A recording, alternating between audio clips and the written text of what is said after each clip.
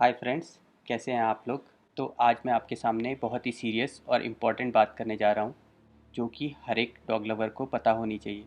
तो आज की वीडियो शुरू करते हैं कुछ इमेजेस से, साथ में देखते हैं कि आजकल के डॉग शोज़ में किस डॉग को अच्छा माना जाएगा और डॉग शोज़ में ब्यूटी का स्टैंडर्ड क्या है। तो आइए शुरू करते हैं।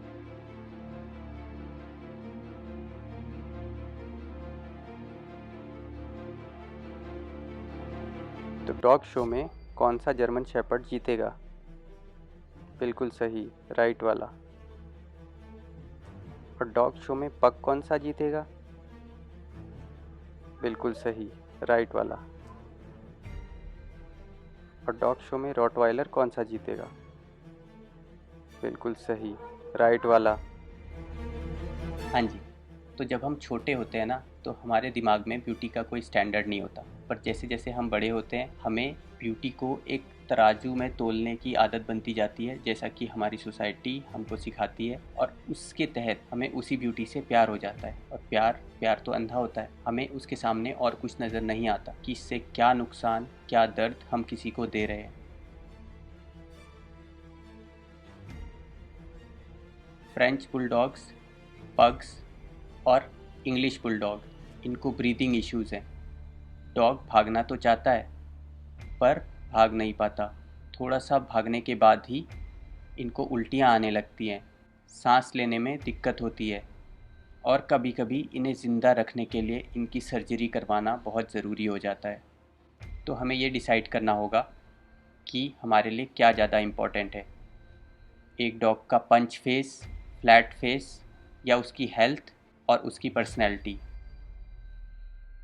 पंच फेस की वजह से ब्रीदिंग इश्यूज़ के साथ साथ इनका जबड़ा ओवर क्राउडेड हो जाता है। दांत तो इनके उतने ही आने हैं, पर जबड़ा छोटा हो गया है, इस वजह से इनके दांतों में इन्फेक्शन हो जाता है।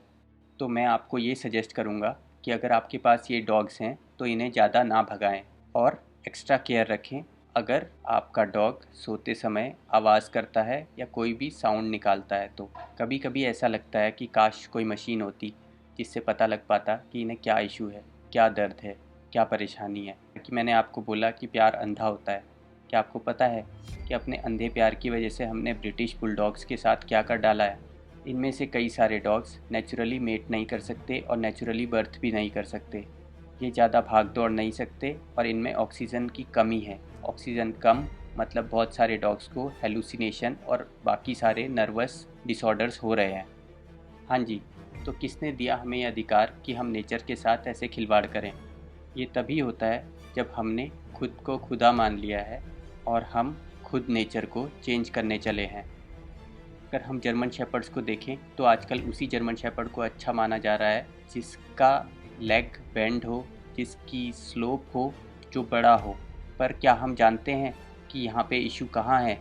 आजकल के German shepherd original German shepherd से 10 किलो बड़े हैं। Sloping back, so called angulation of rear joint दिखाने के लिए इनके लेग्स में इशू आता है। जैसे जैसे इनकी एज होती है इनको चलने में परेशानी होती है क्योंकि इनके जॉइंट्स में पेन होता है। पग पर अगर आएँ तो हमें जो पसंद है वो इनके खुद की हेल्थ के लिए अच्छा नहीं है। पंच फेस, रिंकल वाली स्किन, कर्ली टेल और छोटी नाक, इस वजह से पग्स में आई प्रॉब्लम, स्किन के फोल्ड्स में स्किन प्रॉब्लम, पैरालिसिस और हार्ट प्रॉब्लम्स हो रही है। ये तो बात साइंटिफिकली प्रूव होती है कि डॉग्स की जितनी अच्छी लंबी स्नाउट होगी या नाक होगी, उतना अच्छा वो ब्रीथ कर सकेंगे, उतना अच्छा उनका स्टेमिना भी होगा। और कर्ली टेल, ऐसा क्या प्यार है हमें कर्ली टेल से? वो तो एक जेनेटिक डिफेक्ट है जिसे हमने खुद ब्यूटी स्टैंडर्ड बना दिया है। कर्ली टेल से पग के पैरालाइज होने के चांसेस बढ़ जाते हैं एज के साथ साथ।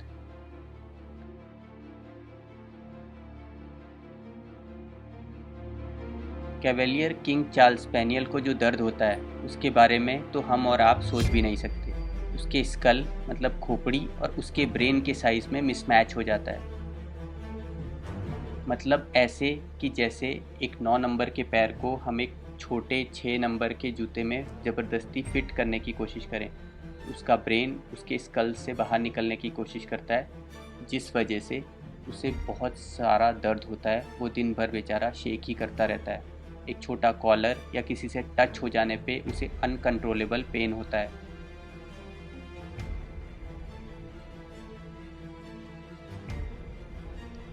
ये न्यूरोलॉजिकल डिफेक्ट है जिसे हम सिरिंजोमाइलिया भी कहते हैं। अगर हम बॉक्सर पे आएँ तो ये बहुत ही ज़्यादा एथलेटिक ब्रीड है और बैलेंस्ड है। ऐसा लगता है ये कुछ भी कर सकता है, पर यहाँ भी वही इशू है, punch face, short nose. Boxer जो ओरिजिनल था उसमें इतना छोटा फ्लैट फेस नहीं था। और एक ऐसा डॉग जिसकी स्ट्रेंथ, एजिलिटी और स्टेमिना बहुत अच्छा है, वो भी इसकी वजह से अब कोई वर्कआउट करने के बाद अपने बॉडी का टेम्परेचर कंट्रोल नहीं कर पाता है। तो ऐसे कई सारे डिफेक्ट्स आ जाते हैं डॉग्स में, जो कि जेनेटिकली एक ब्रीड स्टैंडर्ड में फ़िट होने की वजह से आते हैं।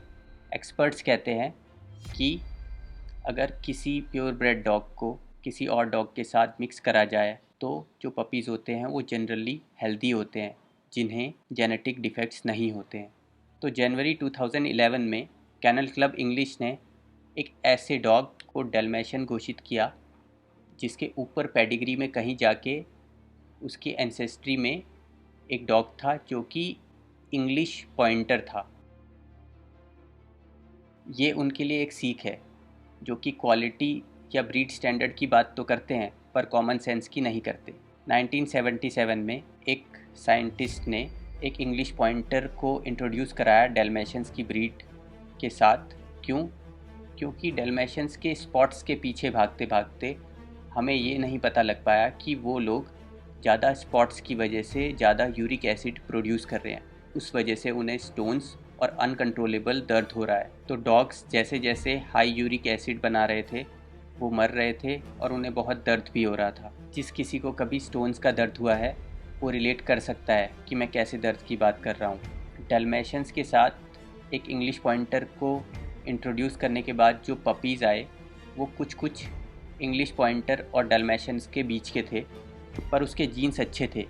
उसमें यूरिक एसिड वाली प्रॉब्लम रिजॉल्व हो गई और कुछ जनरेशन्स के बाद जो पपीज़ आए वो बिल्कुल डैल्मेशियंस जैसे दिखे और वो नॉर्मल डैल्मेशियंस से हेल्दी थे। वो मॉन्ग्रेल्स थे, वो मिक्स ब्रीड्स थे, वो मट्स थे। और यही तो वो डॉग्स हैं जो आजकल हमारी सोसाइटी में, हमारी गलियों में ऐसे ही घूम रहे हैं। और इम्परफेक्शन में एक ब्यूटी है, एक यूनिकनेस है। हम सब तो ये जानते हैं कि एक डॉग को रखने के बाद उस डॉग की ब्रीड से प्यार नहीं होता, उसकी पर्सनैलिटी और उसकी यूनिकनेस से होता है। अगर फिर भी आपने जर्मन शेपर्ड लेना ही है तो मैं तो कहूँगा स्ट्रेट बैक वाला लो, जो हेल्दी रहे, जिसको खुद पेन कम हो। अगर आपने पग, फ्रेंच बुलडॉग या इंग्लिश बुलडॉग लेना है तो कोशिश करें वो थोड़ी सी लंबी नाक वाला हो। लुक्स इतना मैटर नहीं करते जितना हेल्थ मैटर करती है। चेक करो कि उसकी नाक थोड़ी लंबी हो, वो खुली हुई हो, उसकी नॉस्ट्रिल्स खुले हों, उसकी अच्छी खासी लंबी नेक हो जिसमें हवा जाने के लिए स्पेस हो, और तभी वो परफेक्ट कंपेनियन आपके लिए बन पाएगा। कोई बात नहीं अगर पग के लेग्स थोड़े लंबे हैं तो, अगर उसकी टेल इतनी कर्ल्ड नहीं है, एटलीस्ट वो हेल्दी तो रहेगा। मैं तो ये कहूँगा कि डॉग शोज़ को भी चेंज होना चाहिए। बस लुक्स और अपीयरेंस के पीछे ना भागकर एक फंक्शनल टेस्ट, एक एक्सरसाइज का टेस्ट होना चाहिए, तभी कुछ अच्छा रिजल्ट आ पाएगा। फाइनल कंक्लूजन ये है कि आप अपना दिमाग लगाएं, पढ़ें, समझें और सोचें कि इनकी हेल्थ के लिए क्या अच्छा है। भीड़ में ना भागें। डॉग वर्ल्ड में एक तरफ ह्यूमन इंटरवेंशन है जिसकी वजह से डॉग्स अपनी लुक्स की वजह से ब्रीड हो रहे हैं, और एक तरफ नेचुरल इवोल्यूशन है जिसमें है सर्वाइवल ऑफ द फिटेस्ट। ज़्यादा अच्छा लगे, लॉजिकल लगे वो करें, पर कोशिश करें कि आप किसी के दर्द, उसके पेन का हिस्सा ना बने। छोटा सा स्लाइड शो और देखते हैं कि हेल्दी और फैंसी में क्या डिफरेंस होता है।